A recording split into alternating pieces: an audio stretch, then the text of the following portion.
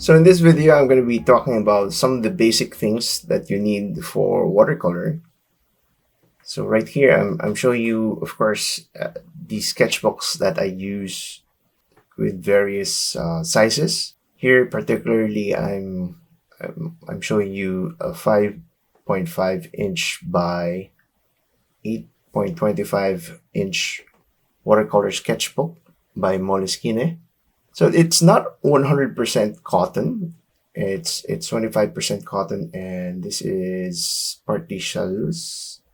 So this is an example of a 100% cotton paper. So this is by St. Cuthbert's Mill. So this is a 9 by 12 inch. You could see the texture of the cold press watercolor paper. It's more durable actually, but alternatively, you can get something that is cellulose, like this one. It's cold press, and ideally it's 300 grams per square meter, so it's a bit thicker than normal paper. And this is more affordable than something that this one, like the arches that I use. It's more expensive. Other alternatives are from Canson, as you can see on the upper right. Then we go on to the watercolor pigments that I use. Okay, normally I just pour in tubes into pans, but those are the more expensive ones. Particularly I use Daniel Smith, but I'm also showing you alternative brands here. And of course, mixing palettes. And the basic things that you need would be pencil first. Okay, here now I'm going to be showing you how I execute a watercolor flat wash. So I'm mixing up the pigments. Okay, so this is the brand that I'm particularly using here, experimenting, is Pebeo, which is a rather student grade type of watercolor.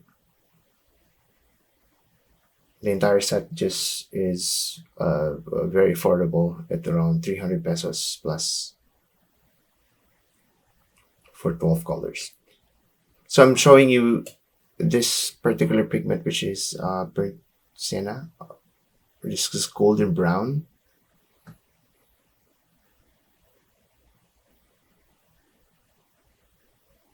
So I'm trying to mix it with gravity just to even it out while it's still wet. And you can see the edges there. I didn't perfectly execute it onto the straight edge. So now I'm going to be using my brand, which is what I usually use, which is the Daniel Smith, a more expensive. Okay, so these are available in tubes, and I pour them into the full pan. So now I'm trying to do the S motion,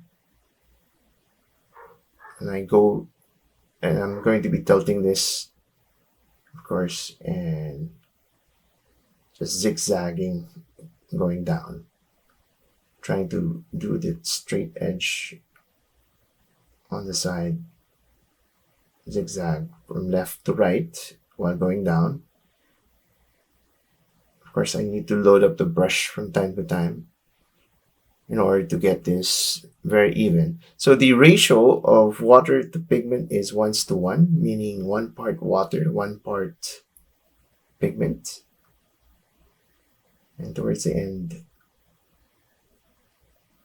I dry up my brush and pick up the excess. You can see that the texture of this is more than the student grade. So now I'm going to be testing out Prang, which has this dark brown similar to burnt sienna.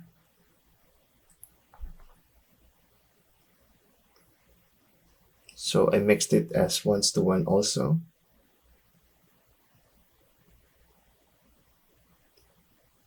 But the result is a bit different. It's more flat than of the other two.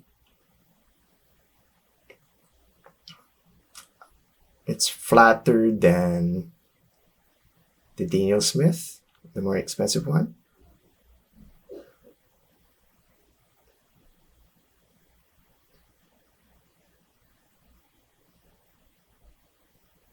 I'm doing that S motion also again. Same motion going down. Now I'm tilting my watercolor paper to an angle.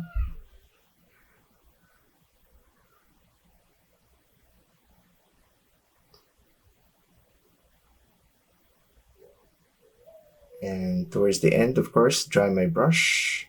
Pick up the excess pigment at the bottom. And so I'm just going to be marking it up, of course.